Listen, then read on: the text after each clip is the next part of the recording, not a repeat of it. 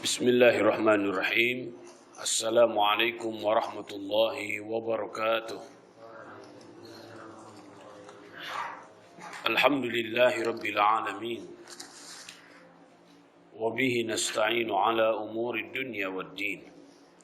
Assalatu wassalamu ala ashrafil anbiya'i wal mursalin wa ala alihi wa ashabihi ajma'in.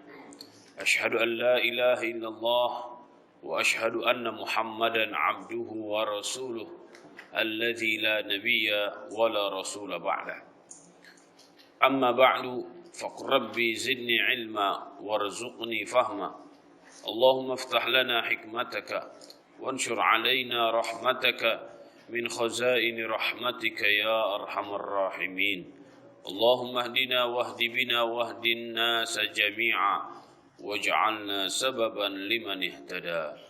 Allahumma amin. Segala puja dan puji hanyalah milik Allah Subhanahu wa taala. Salawat dan salam semoga senantiasa tercurah kepada Rasulullah sallallahu alaihi wasallam dan seluruh pengikutnya hingga akhir zaman. Semoga Allah Subhanahu wa taala menjadikan kita orang-orang Islam sebenar-benarnya Islam. Orang-orang beriman sebenar-benarnya iman.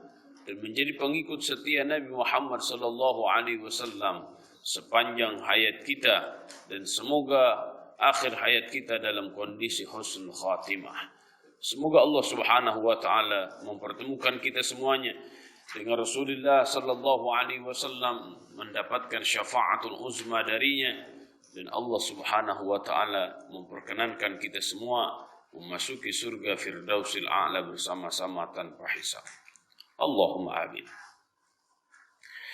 Sebelum forum tanya jawab, Ustaz ingin menyampaikan sedikit tentang kapasitas dan otoritas. Tentang kapasitas kemarin sudah kita bahas. Menunjukkan daya tampung seseorang terhadap ilmu. Orang yang memiliki kapasitas menunjukkan bahwa orang tersebut memiliki banyak pengetahuan tentang satu hal.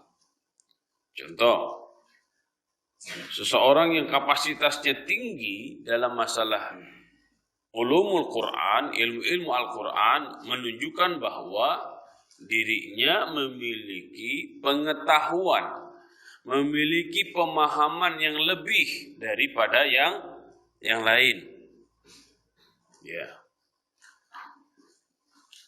Karena kapasitasnya yang besar itulah sehingga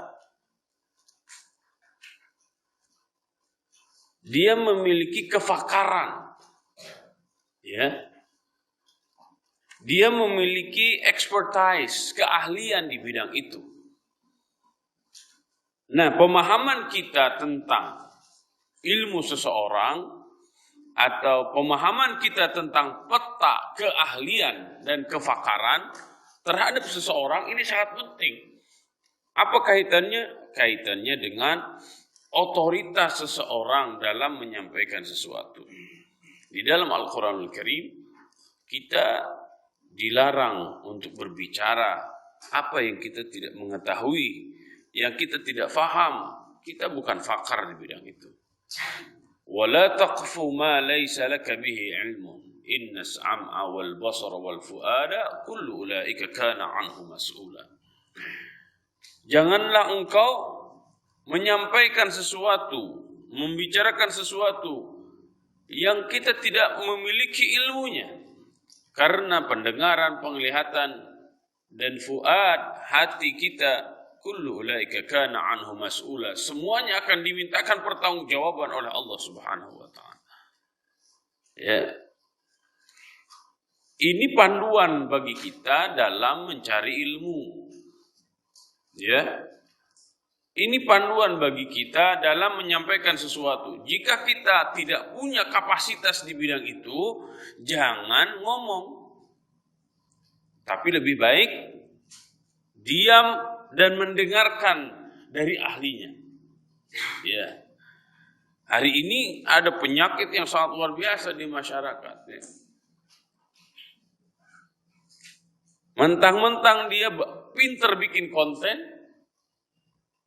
ya, kemudian dia pakai ads, mudah viral kemana-mana, kemudian seakan-akan dia bisa berbicara seluruh bidang kehidupan dia, ya, seakan-akan dia ahlinya ahli, seakan-akan dia paham segala sesuatu.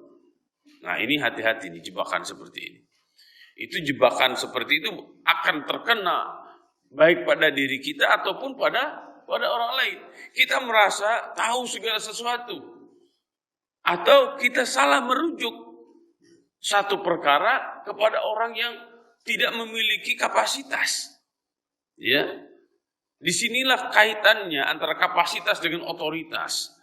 Ketika seseorang berpuluh tahun dia mengkaji satu bidang, ya, dengan sangat dalam, maka dia memiliki kapasitas yang luar biasa sehingga dia memiliki otoritas di bidang tersebut. Ya. Maka bagi kita sebagai thalibul ilmi, carilah guru-guru yang memiliki kapasitas handal dan guru-guru yang otoritatif. Ya. Jangan ngasal ngambil ilmu. Ya. Jangan ngasal baca buku. Jangan ngasal berguru. Jika kita mengambil ilmu dari orang yang tidak punya kapasitas dan tidak otoritatif di bidang itu, maka terkadang kita akan bingung. Ya. Karena ilmu dalam Islam itu jelas. Apanya yang jelas? Jelas sumbernya, jelas pembawanya. Ya. Sumbernya dari mana? Dari Al-Quran dan Sunnah. Siapa yang menyampaikan itu? Ya. Kalau zaman Nabi SAW, berarti kita akan mendapatkan dari mulai Nabi SAW, para sahabat radhiyallahu anhum, para tabi'in rahimahumullahu ta'ala anhum, ya, dan selanjutnya. Para ulama hadis, ada sebuah istilah ketika seseorang menyampaikan sesuatu. Apa itu? Sammu lana rijalakum. Sebutkan siapa sebenarnya guru Anda. Itu untuk menunjukkan kapasitas dan otoritas seseorang. Ya. Laulal isnad laqala man syaa ma syaa. Seandainya agama ini tidak punya sanad ilmu, maka semua orang akan seenaknya ngomong sesuatu. Ya. Maka oleh karena itu, melihat seseorang, kapasitas seseorang itu sangat penting agar kita tidak salah di dalam merujuk sebuah pendapat. Bagaimana jika kita mendapatkan satu pendapat diungkapkan oleh orang yang kapasitasnya luar biasa dan dia otoritatif dalam ilmu tersebut? Imam Asy-Syafi'i contoh, beliau terkenal dengan qaul qadim dan qaul jadidnya. Ya. Ustaz Ndai punya kitab tentang qaul qadim dan qaul jadid. Imam Asy-Syafi'i wajilidnya sangat luar biasa. Nah, kita bisa melihat nanti ya, kedalaman ilmu para ulama. Kenapa terkadang para ulama memiliki pendapat yang berbeda, memiliki ijtihad yang berbeda. Pendapat yang melahirkan ijtihad yang berbeda itu sangat dipengaruhi oleh situasi dan kondisi. Ya, kaidah dalam usul fikih menegaskan al-hukmu yaduru ma'al illah. Hukum itu sangat erat kaitannya dengan situasi dan kondisi. Maka memahami fikih bukan hanya sebatas memahami fikih, akan tetapi memahami, ya, kerangka-kerangka para ulama kenapa sampai menyimpulkan hal tersebut. Ya. Jadi sebelum masuk isu fikih, masuk terlebih dahulu usul fikih yang itu dipengaruhi oleh situasi dan kondisi. Nah, disinilah kedalaman pemahaman. Bagaimana jika satu ulama dengan ulama lain ternyata cara pandangnya berbeda-beda. Ini lihat, jika yang berbicara para ulama, ya artinya mereka orang-orang yang memiliki kapasitas dan otoritas dalam satu bidang tersebut. Maka sikap kita sebagai thalibul ilmi adalah rohabatus sadr, berlapang dada dan tidak boleh ada kefanatikan. Ya. Kenapa? Para ulama mengajarkan, idza shahhal hadits fa huwa madhhabi. Jika ada hadis sahih maka itu madhabku. Maksudnya apa? Para ulama ketika memberikan pandangan tentang sesuatu, maka pasti para ulama telah melakukan kajian-kajian yang sangat mendalam baik tentang Al-Quran dan Sunnah Nabi SAW. Maka di sini jangan pernah mudah menuduh para ulama melakukan segala sesuatu sembarangan. Ya. Kemudian lihat bagaimana ketawaduan para ulama. Ya, dengan sangat mudah atau rumusan mudahnya begini kurang lebih. Ya. Qauluna shawabun yahtamilu khata wa qauluka khata'un yahtamilu shawaba. Qauluna shawabun yahtamilu khata. Menurut kami, pendapat kami shawab benar. Yahtamilu khata, akan tetapi tidak menutup kemungkinan pendapat kami ada salahnya. Ya, menurut kami saat ini pendapat kami benar. Karena apa? Kami sudah menganalisa dalil-dalil baik dari Al-Quran ataupun Sunnah ataupun hadis. Tapi tidak menutup kemungkinan ada pemahaman-pemahaman baru, ya, atau pemahaman-pemahaman yang kurang tepat seiring dengan kapasitas keilmuan. Ya, ini hebatnya para ulama. Ya, wa qauluka khata'un yahtamilu shawaba. Ya, dan menurut kami pendapat Anda ini kurang tepat. Yahtamilu shawaba, akan tetapi tidak menutup kemungkinan setelah kami kaji lagi, setelah kami berguru lagi kemana-mana, yahtamilu shawaba, ternyata apa yang Anda sampaikan ini benar. Ini ketawaduan para ulama.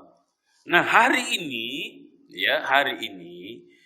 seakan-akan yang menjadi rujukan dalam beragama itu dilihat dari viral atau tidak viralnya. Padahal bukan seperti itu cara beragama. Cara merujuk sebuah pendapat.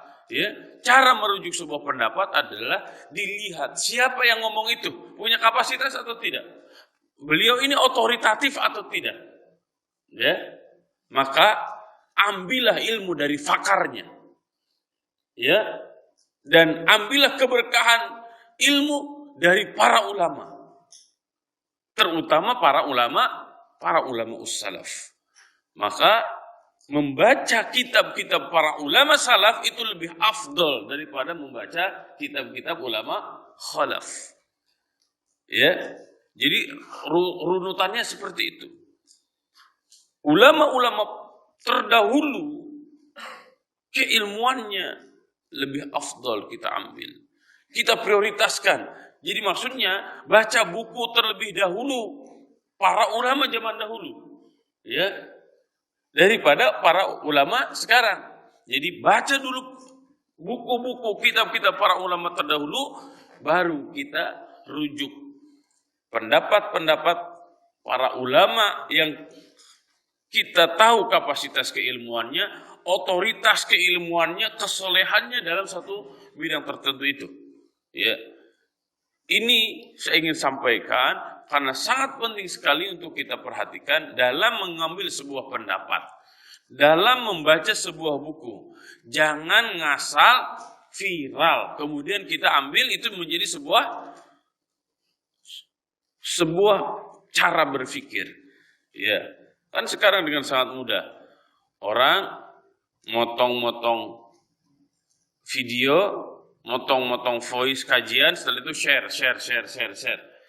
Ya, kemudian kita ambil menjadi sebuah referensi dalam berdakwah, apalagi dalam berkeyakinan. Ini bahaya sekali. Ya, kita harus terus belajar bagaimana memahami Al-Quran dan Sunnah Nabi Sallallahu Alaihi Wasallam sebagaimana yang diajarkan oleh para ulama zaman terdahulu. kita akan mendapatkan 4 kelompok. Ya, ketika kita berinteraksi dengan keilmuan para ulama.